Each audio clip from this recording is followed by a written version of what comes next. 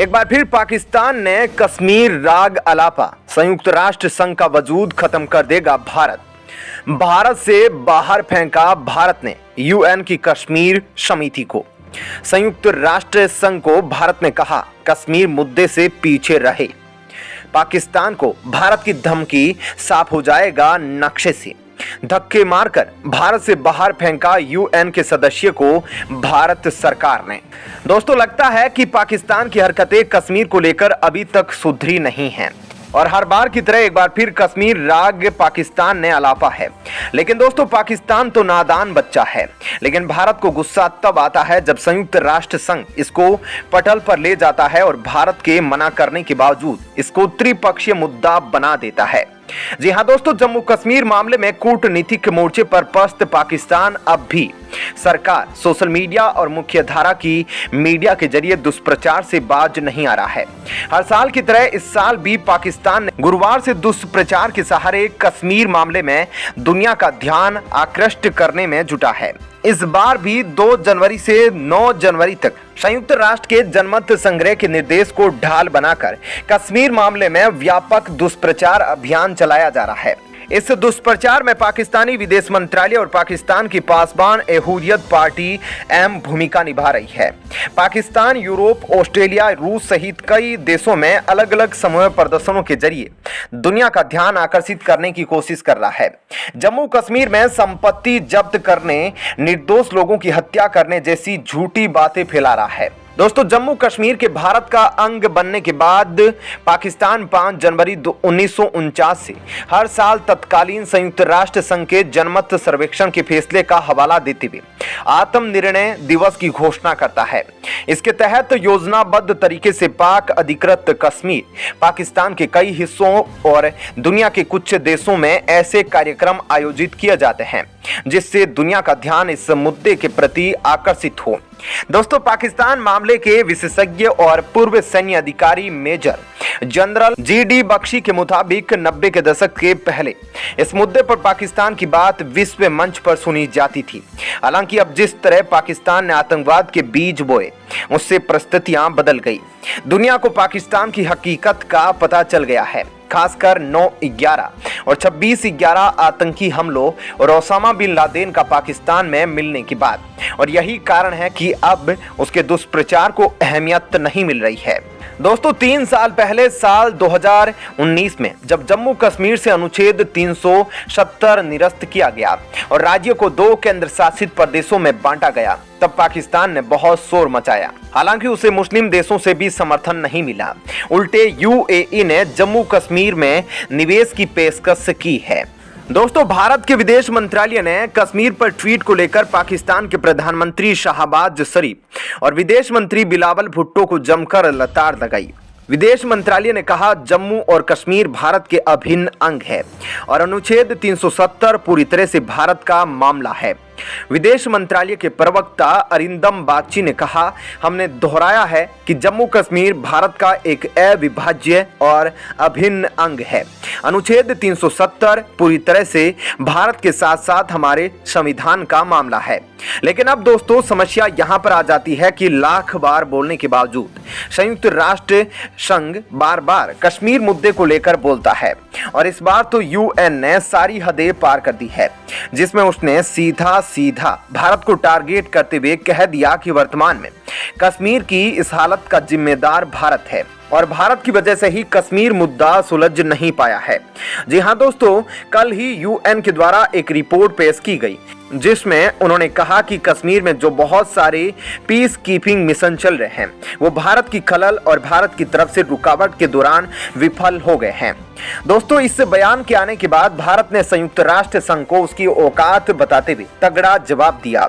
भारत ने कहा कि हमने पहले भी कहा है और कई बार कहा है, लेकिन लगता है यूएन के कान आतंकवाद ने बंद कर रखे हैं।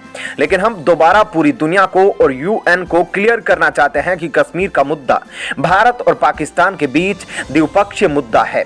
इसमें यूएन के आने का कोई सवाल ही पैदा नहीं होता। तो यह किस बात के पीस कीपिंग मिशन चला रहे हैं। दोस्तों अब भारत ने सख्त एक्शन लेते हुए यूएन के सभी सदस्यों को भारत से बाहर का रास्ता दिखा दिया है। लेकिन आखिर पहले यह समझना पड़ेगा कि यह सारी बातें शुरू कहां से हुई और यूएन के सदस्य भारत के कश्मीर में क्या कर रहे थे और क्यों फिर भारत सरकार ने यूएन के सदस्यों को धक्के मारकर बाहर किया। तो दोस्तों कल यूएन की रिपोर्ट ने सीधे तौर पर कश्मीर मुद्दे पर भारत को निशाने पर लिया है। दोस्तों इस रिपोर्ट में कहा गया कि भारत सरकार के द्वारा जो पिछले कुछ सालों में कश्मीर पर एक्शन लिया गया उसके कारण जो यूएन का मिलिट्री ऑब्जर्वर ग्रुप है वह ठीक से काम नहीं कर पा रहा है। यूएन ने आगे कहा कि एलओसी सीमा के नजदीक जो यूएन के military observer group India Pakistan के हैं उनको वहां कार्य करने की पूरी तरह से छूट भी नहीं दी गई है। यूएन ने आगे कहा कि इंडिया पाकिस्तान ऑब्जर्वर ग्रुप के जो स्टाफ है उनको भारत में आने जाने का वीजा मिलने में बहुत देरी होती है और इस कारण वे कश्मीर में नहीं जा पाते। दोस्तों MOGIP की बात करें तो military observer group for India Pakistan को 1949 में बनाया गया था और उस समय भारत के कहने पर ही इस ग्रुप को बनाया गया था। दोस्तों 1948 में तत्कालीन प्रधानमंत्री जवाहरलाल नेहरू कश्मीर मुद्दे को संयुक्त राष्ट्र संघ को लेकर गए थे और इसके बाद ही भारत पाकिस्तान के बीच चल रहे एलओसी सीमा के विवाद को लेकर उसकी जांच करने हेतु UNCIP को तैयार किया गया था, जिसका अर्थ है UN commission on India and Pakistan, और फिर इसको ही बदलकर UNMOGIP कर दिया गया था। अब दोस्तों इसी UNMOGIP यानी कि military observer group for India Pakistan ने अपनी रिपोर्ट में भारत पर यह आरोप लगा दिया कि भारत सरकार की वजह से सख्त कार्रवाई के कारण यह अपना काम पूरी आजादी से नहीं कर पा रहे हैं। दोस्तों इतना ही नहीं, इसने यह भी कह दिया कि कश्मीर मुद्दा द्विपक्षीय मुद्दा नहीं बल्कि त्रिपक्षीय मुद्दा है। और दोस्तों इतना ही नहीं, इस UNMOGIP ने पाकिस्तान के तलवे चाटते हुए यह तक कह दिया कि केवल पाकिस्तान ही है जो हमें सही से काम करने दे रहा है, भारत तो हमें नहीं करने दे रहा। दोस्तों मैं आपको बता दूं इस UNMOGIP में वर्तमान में 44 सदस्य देश है और यह बोला कि भारत की वजह से हमारे काम के खर्चे बढ़ गए हैं। अब दोस्तों भारत ने UNMOGIP के इस बयान के आने के बाद सीधा एक तड़ी में जवाब दिया और कहा कि भारत अभी इन UNMOGIP के सदस्यों को भारत से बाहर करता है। दोस्तों भारत ने तुरंत एक्शन लेते हुए सभी को नोटिस भेजा और तुरंत कुछ दिन में ही भारत से जाने की आखिरी चेतावनी दे दी। भारत ने कहा कि यूएन का कार्य करने का संतुलन खराब हो गया है, उसको कश्मीर की सच्चाई नहीं दिखती। जब भारत पहले से ही इस बात को कहता आ रहा है कि कश्मीर का मुद्दा भारत और पाकिस्तान का द्विपक्षीय मुद्दा है जिसको अमेरिका से लेकर रूस पूरी दुनिया मानती है, चीन पाकिस्तान को छोड़कर, तो UNMOGIP कौन है कहने वाला कि कश्मीर मुद्दा त्रिपक्षीय मुद्दा है। भारत ने आगे कहा कि हमने बेशक यूएन में प्रस्ताव लाकर कश्मीर मुद्दे को हल करने की पहल की, लेकिन इन 70 सालों में यूएन ने क्या कर लिया कश्मीर में? क्या आज तक यूएन ने 1990 में हुए कश्मीरी पंडितों पर हुए नरसंहार को जेनोसाइड माना नहीं? यह सब यूएन के खोखले काम हैं और UNMOGIP ने पिछले 70 सालों में बस कश्मीर में बैठकर भारत की आलोचना ही की है। इसलिए अब भारत UNMOGIP के सदस्यों को भारत से बाहर भगा रहा है और यही उसकी औकात है। दोस्तों भारत ने इसी बहाने यूएन संगठन पर तंज कसते हुए कहा कि वर्तमान में यूएन यूजलेस हो गया है, कोई भी देश उसकी बात को मानने को तैयार नहीं होता और कई देशों पर यूएन जानबूझकर अपने नियम थोपता है। चीन, पाकिस्तान, अमेरिका जैसे देश संयुक्त राष्ट्र संघ को अपने जूते पर रखते हैं।